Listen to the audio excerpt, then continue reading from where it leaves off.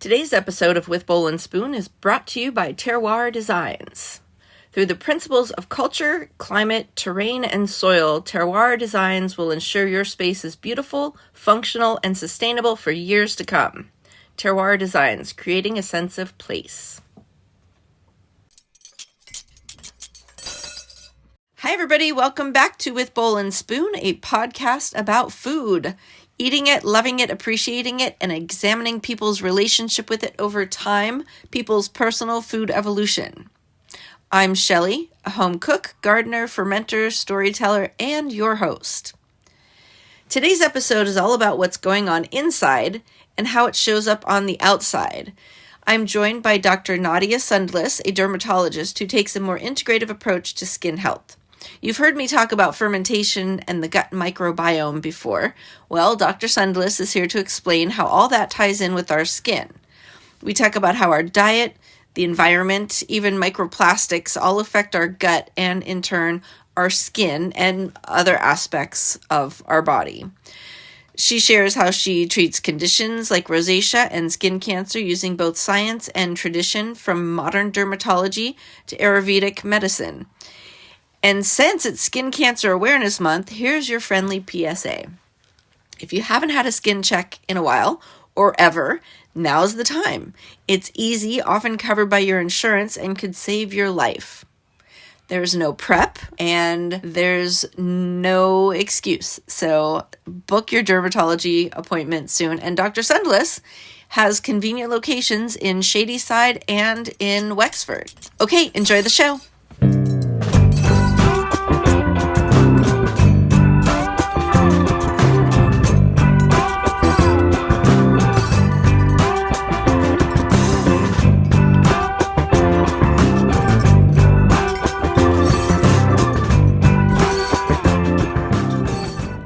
Welcome to With Bowl and Spoon. My guest today is Dr. Nadia Sundlass from Forefront Dermatology. Why don't you tell us what you do there?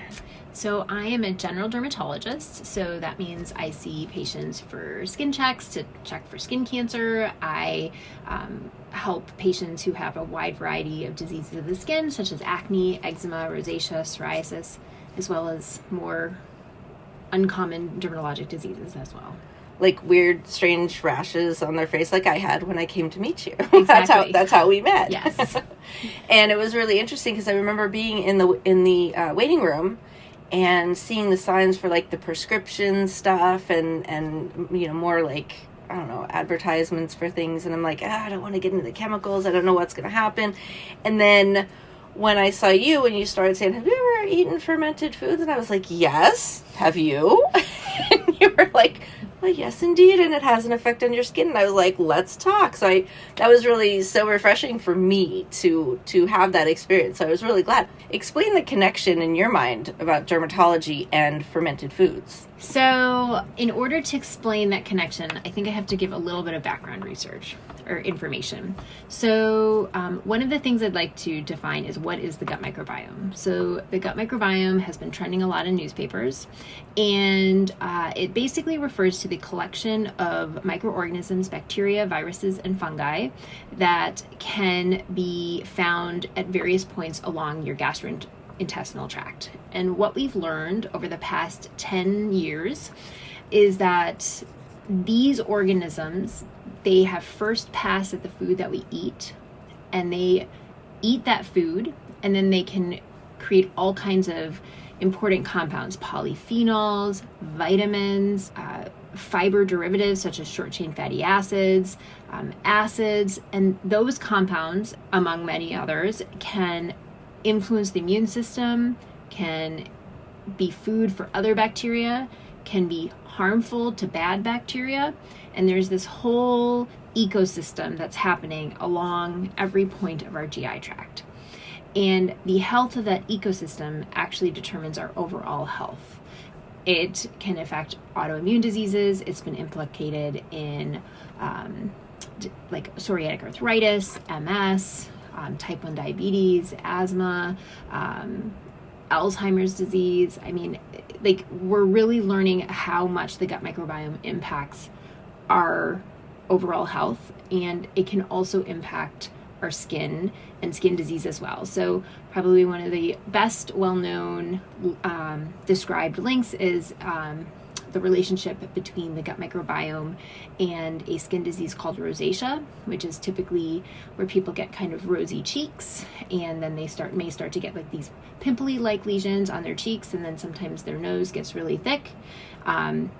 And it can, people will notice redness in response to things like alcohol or heat or cold air, or certain foods might kind of bring out those pimply-like eruptions. And so for some patients, they've shown that like up to 50% of rosacea patients actually have a condition called small intestinal bacterial overgrowth, which is where they have an overgrowth of pathologic bacteria in the small intestine, where typically we wouldn't expect to see very much bacteria.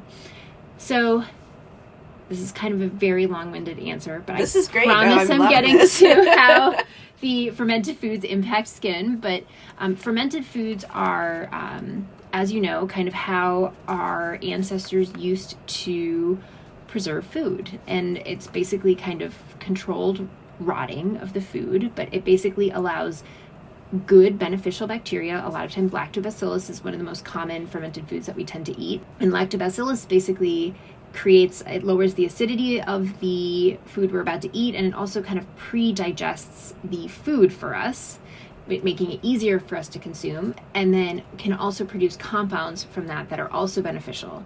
And so fermented foods, we really co-evolved with fermented foods, and eating fermented foods can really help us to have a good, healthy gut microbiome. There have been studies that show that eating fermented foods in the context where somebody's already having a good amount of dietary fiber has been shown to decrease inflammatory markers.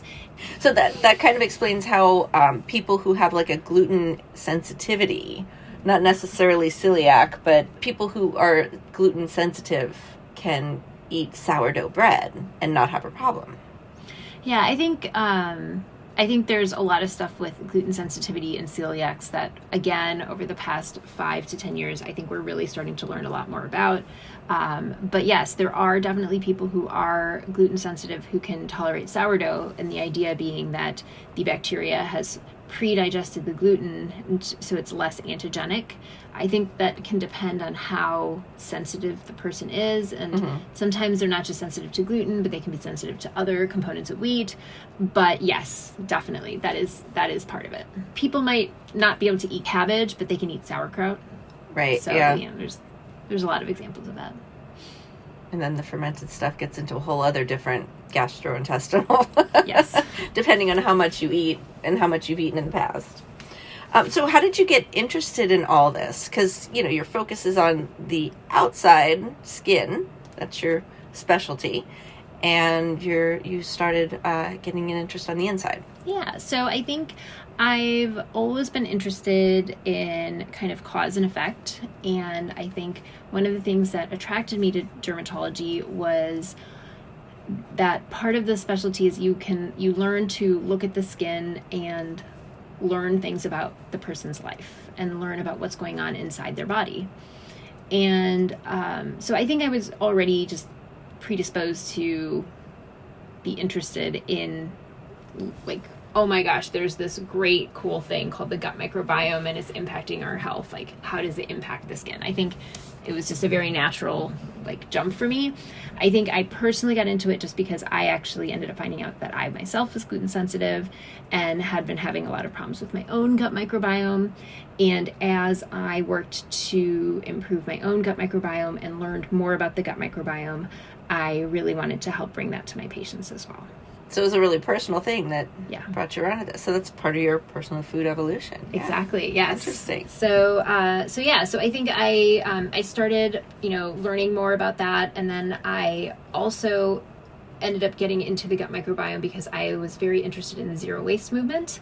And so I started following various zero waste people. And then I stumbled across the zero waste chef, Anne-Marie Bonneau, and really started to learn about fermented foods from reading her website, and started to experiment with making my own fermented foods.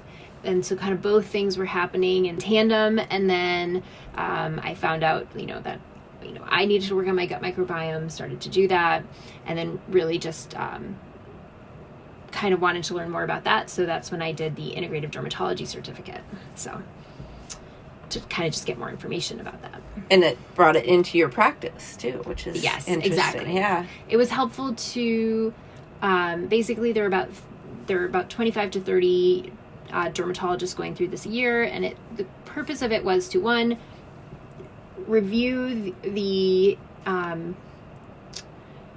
well, let me backtrack and explain what integrative dermatology is. So integrative dermatology is, it basically refers to the idea that, a lot of times in current life, current day society, we tend to sort of make things into a very microcosmic subject, and we don't necessarily analyze how things connect to others. And so integrative dermatology is saying, yes, we're looking at the skin, but we also want to look at how does the skin connect to the person? How is the person experiencing their skin? What are the things about the person's life that might be influencing the skin, such as diet, environment? And then also, there are very long established medical traditions in other parts of the world, such as Ayurvedic medicine, traditional Chinese medicine, herbalism, and what are the parts of those medicines that have actually been studied in a Western scientific manner, and that you can actually recommend that to your patients in knowing that they have been studied in a neutral manner, and so that what the benefits versus the harms are, so you can educate your patients about adding or not adding those things in a personalized way, in the same way you would discuss adding any medication or procedure when you go to see your doctor. So I learned a lot about how parts of those traditions can apply to the skin specifically. And I was able to meet a lot of other like-minded people who were also integrating this into their practice. And so I started to integrate these things into my practice. So again, I don't think I advertise this necessarily. I feel like I've just been very busy with the pandemic and just seeing patients. I haven't really had time to really let people know that I do this. So I guess this is helpful for your listeners. Yeah. Thank you.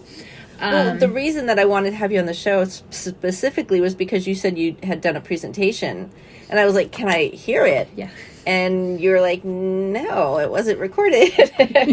So I was like, well, let's record it. Yes. So let's talk about this. Yeah. So basically, last year I was the president of the Pennsylvania Academy of Dermatology.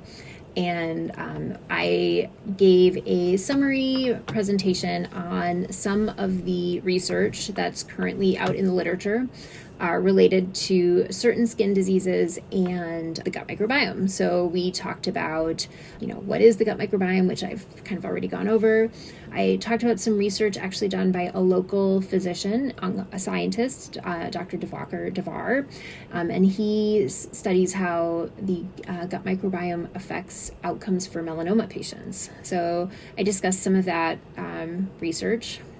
Basically, the summary there is, with the gut microbiome, diversity is good. You want a very diverse gut microbiome. You want a lot of different players, and you want them to all be active and having a voice and being able to produce the things that we need them to produce. And so we talked about that. And then I also talked about how the gut microbiome can impact rosacea. Again, kind of what I alluded to earlier with how 50% of rosacea patients have small intestinal bacterial overgrowth, and if you can treat the small intestinal bacterial overgrowth, actually the rosacea can go into remission, and then at some point, sometimes their SIBO will recur, and then you can treat them again if you need to. So it's one more tool to use for our patients with rosacea. And then other diseases such as psoriasis and hives, there have been implications with the gut microbiome as well. And then we also talked about how food can impact the gut microbiome. So, I'm sure everybody's heard about the Mediterranean diet. But the Mediterranean diet is really, really good for you and really good for your gut microbiome. And I talked about microplastics, and probably to nobody's surprise, it's not good for your gut microbiome. It can disrupt decrease diversity, and it can also kind of make your gut lining more porous and allow things to escape your gut that you would rather not escape your gut and go and mess around inside of your body. So it tears holes in your gut? In your intestines? We don't exactly know the exact mechanism by which it's doing it. So it's hard to know, is it directly, like, physically tearing holes, or is it an indirect byproduct that the microplastics disrupt the normal kind of workings of the inside of the GI tract, so that the GI tract is not able to maintain those barriers. Oh, gotcha. Yeah. That's so wild. The Mediterranean diet, I understand. It's real food versus processed foods. Mm-hmm. In a nutshell. There's a lot more complicated ins and outs of it. The microplastic thing, like, that is just a terrifying thing because it's so hard to avoid. So hard to avoid. And I know people who drink bottled water strictly. Like, that is all they drink. And people I love and care for. And so how, that's a whole other, I think that's a whole other topic to discuss. But I think, that's probably one of the hardest things to talk about with patients, because it is such a lifestyle change in terms of how you shop, how you cook food, how you store food. We did go, I think, as part of our zero waste adventure. We really did cut out a lot of microplastics. So it's definitely possible. So your family? Yes. Okay. But I think initially when I tell people all of the various, things, they're just like, oh my God, are you kidding me? Just the checklist, start wherever you feel most comfortable. So, exactly. And this brings me to the point, how do you integrate this into your practice? Because you see people for such a short period of time, and I'm guessing you don't see people on a regular basis, like me. I came in for this one thing, and I probably won't come back until I find something of concern on my skin, I think that it really varies from person to person, and it depends where the patient is. So some of my colleagues know that I'm interested in this, and so if they have a patient who says, I don't want medicines, I want something else, the patient will come in, and I know they're there for that, and I can talk about it with them. I think if somebody comes in and it's relevant, I'll usually kind of feel them out, and I'll just kind of ask them a question like, what is your goal for today's appointment? Like, are there plans or treatments that you've heard about that you're interested in or definitely not interested in? To try to very quickly assess what type of treatments the patients are going to be comfortable with, so I can kind of tailor it in that direction. Again, I think of it as I've expanded my toolkit, not replaced some tools for others. And it's really more patient directed in terms of how things go. So, I think when it comes to, I will ask patients, depending if I think that, lifestyle could make a huge difference, I'll say are you interested in hearing how diet might affect this or not? And depending on how they respond to that, I might go over several things, or I might just pick one thing for them to focus on. And usually if there's one thing I focus on, I encourage patients to increase their fiber intake. And I talk about what is dietary fiber, how it's found in a variety of foods, cruciferous vegetables like broccoli and nuts and legumes and beans and fruits, and encourage them to eat more of those things. So you'd go for the fiber before the fermented foods? Usually, yes. Does fiber create diversity in your microbiome? It does, yes. It can help increase diversity in the gut microbiome, mainly because you're also going to be probably eating different plants. I think also for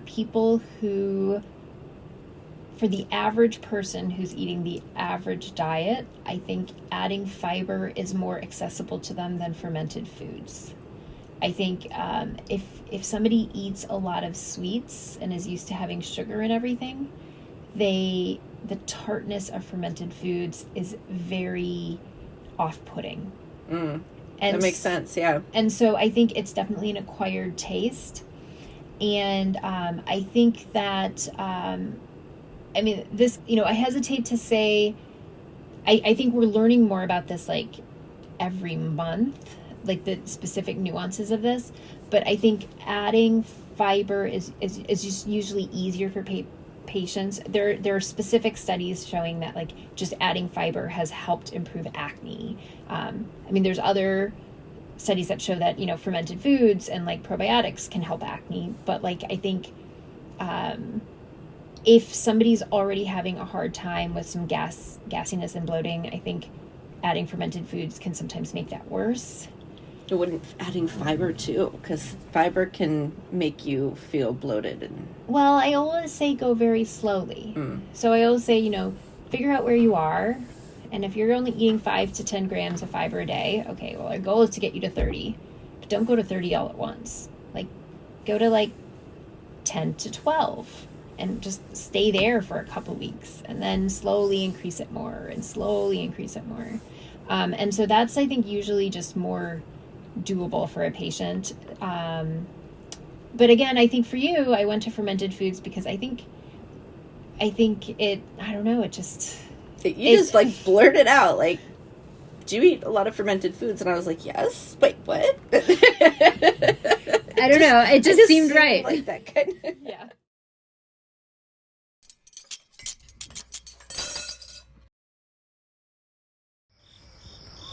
Are you dreaming of an outdoor space you'll love to spend time in? Terroir Designs brings your vision to life, whether it's a cozy retreat or a lively gathering spot. Since 2018, they've helped homeowners and businesses transform ordinary yards into beautiful, functional places you'll want to be. Their expert team works with your property's unique features to create lasting, inviting space. Visit terroir-designs.com today. Terroir Designs, creating a sense of place.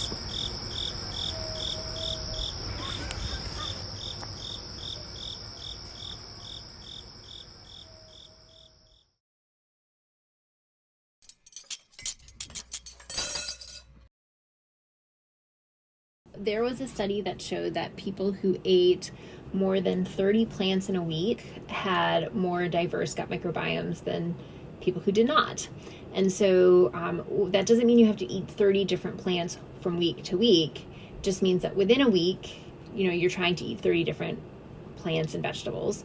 And that can be like, that includes things like herbs and spices, which are great ways to help regulate your gut microbiome as well, just because they're natural antimicrobials or antifungals, but then also have other great compounds as well. But then also just eating a wide variety of fruits, vegetables, whole grains. Coffee, tea.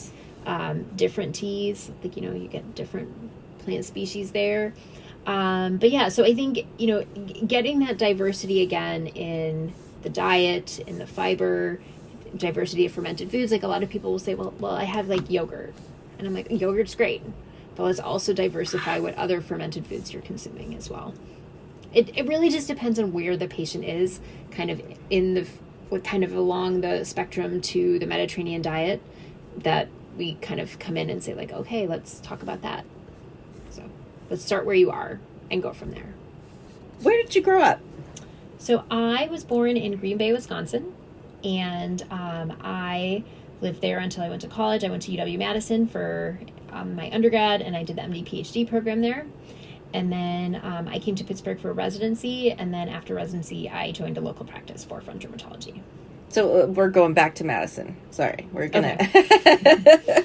So tell me about food growing up. So my family's originally from India, so we ate a lot of traditional Indian food. So, I mean, there was like a mix of legumes, a mix of like rice with like chapatis, which is traditionally made out of wheat flour, and then a mix of vegetables, like vegetable curries as well as meat. We did eat meat growing up. And then, there was just also kind of like the standard like random pizza night and all of that. So, yeah. Yeah. So your mom cooked? Did you cook? My mom taught me to cook a little bit. I was never the greatest cook. Luckily, my husband actually cooks mostly for me now. But yeah, my mom did cook. She was really great about, like having like fresh fruits and vegetables for snacks. And so I think I grew up eating a lot of great fresh whole foods. So you grew up with that knowledge of Yes. real food and that awareness. Yes. And then I think, when I went to college, actually probably not until maybe like grad school, like with the MD PhD program, you do 2 years of med school and then grad school, however long it takes, and then you go back to med school. I think it was really in grad school that I started to because Madison has like a huge farmers market, and it is like very well known, like within like the local county. It's like all around the Capitol Square, and so you've got this beautiful Capitol Dome, and then there's a giant farmers market around it. I mean, that's where I really started to like really appreciate like local vegetables and like where is my food coming from, and really starting to think about that. And the seasonality and the flavor. Yes. So much better flavor. Yes. And flavor equals nutrients. I think there's more and more studies that are proving that. Yeah, and I think it makes sense. Like, I think if you have like those really great tomatoes at the high season of the farmers market, it's like you really can't compare that to the tomato you get in January at the supermarket. It's like a pale substitute. It's barely pink. Yeah. So did you always want to be a dermatologist? So when I started med school, I thought I wanted to be an oncologist, actually. And I started in, heading down that track. And then, after my first years of med school and I was in grad school, I just kind of wasn't sure. I'd found rheumatology very interesting, which is like the study of autoimmune diseases. Infectious disease was very interesting to me. And dermatology was not actually on my radar at that point in time. And then I was in grad school, and I was volunteering at a free clinic like once a month to just kind of remind myself of clinical things as I was off in the lab. And I worked with a dermatologist, and I'm like, this is great. I got to see skin cancer, I got to see autoimmune disease, I got to see infectious disease, like in a morning, all of it. And I think I hadn't really realized how I had a very visual memory, and I make I like jigsaw puzzles, I like finding things. And so dermatology just worked really well for all of those things. So looking at the outside of the person, but also now your focus is on, you've realized the effect that the inside has on the outside. Yes. So, I mean, I think when I'm seeing a patient, depending on what they're there for, like it's sometimes the problem is obvious. It's like on the outside, it's just an outside problem. And sometimes I look at a patient and I examine them and I'm like, well, it's showing up on the outside, but there's actually something on the inside that's causing it. It's such a so you've got this 3-dimensional puzzle with all kinds of factors of input and influence. Yeah, that's great. That's an intense puzzle.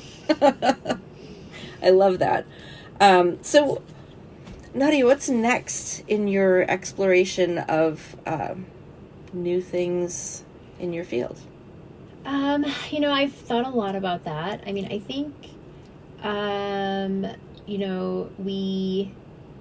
I do want to start to make people more aware that I am interested in like taking care of patients in an integrative manner. So, at some point I need to start letting people know that. I think, I've also thought about the integrative dermatology certificate was like really informative, but I almost feel like it also just sort of scratched the surface and there's still a lot to learn. So I've thought about either doing like the integrative medicine certificate or program through with Dr. Andrew Weil, or going through lifestyle medicine. There's like a lifestyle medicine board too, which like really focuses on like teaching people how to like exercise and learning about food. And so I'm kind of debating which way I'm going to go. Maybe I'll do both eventually. I'm not sure. But I think that's probably something that will happen in the next couple of years. One thing I forgot to ask you about is, so when you did the presentation, how was that received by your fellow dermatologists when you did the presentation about the gut biome? I think people were very interested. I think it was something that, because it's such a new field, a lot of people haven't been exposed to the gut microbiome like in a formal way. I think that's starting to change a lot, like across medicine. But I think there was a lot of people know their patients are asking them about these things, and they were very interested in like learning about it. And so that was very that felt really good to know that I was providing information that other people were interested in learning. Oh, that's awesome. So there are other dermatologists out there doing this sort of exploration around the gut biome. And yeah, so even locally, there are several people who I think do more integrative stuff than just me. So like Dr. Sonal Chowdhury at UPMC does a lot of integrative dermatology as well. She also did the integrative dermatology certificate, I think 2 years after I did, or 1 year after I did. I can't remember which. The years are blending together. And then, I think more and more people are interested in kind of meeting their patients where they are and helping them. It's such a fascinating idea and topic, and we just don't know so much that we just don't know yet still. Yeah, I mean, I think, there's been a ton of stuff about the bacteria in the gut microbiome, but we still haven't, we're really just starting to learn about the fungus. There's all these different funguses, and we haven't even started talking about earlier you mentioned viruses. There's viruses in our gut too, and funguses in our. I mean, I didn't know the fungus. Yeah. I didn't know the virus. All right, where can people find out more about this information? Then where can people find you? So I work at Forefront Dermatology. I'm at 2 offices, one in Wexford, Pennsylvania, like in the Stonewood Drive complex. And the other one is kind of near the Giant Eagle and Shady side. But if you just go to forefrontdermatology.com, I mean, that's probably the easiest way to get an appointment. And then, I think that if somebody's interested in decreasing microplastics and starting to add fermented foods, I do recommend The Zero Waste Chef as a great resource that I've learned a lot from. The Art of Fermentation is another book we've talked about previously that is a great book that taught me a lot about fermented foods. Sandor Katz. Yes. And I think there's a website called oldwayspt.org that gives a lot of great information about the Mediterranean diet. And then I think learnskin.com is the company that hosts the integrative dermatology certificate, and they do have a patient-facing blog where you could learn more information about their skin. They could learn about their skin disease and how integrative approaches to their skin disease. More specifically, yeah. Well, that's great. Well, thank you so much, Dr. Sundlass. You're welcome. Thank you for having me. It's been a pleasure.